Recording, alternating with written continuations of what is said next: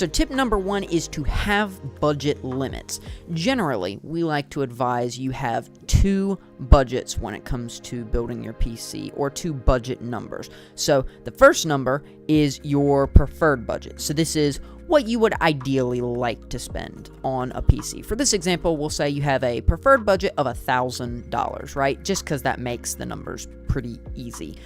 Also, you want to have a hard line or a hard limit budget for building or buying your new PC. And a hard limit budget, or hard line budget, depends, I've heard it called both things, is basically the absolute cutoff point. So like, to go back to our earlier example, you have a preferred budget of $1,000 and a hard limit budget of $1,100. You ideally want to spend less than $1,000, but you would be open if there were maybe a sale on RAM or a sale on storage that allowed you to get more than you initially expected.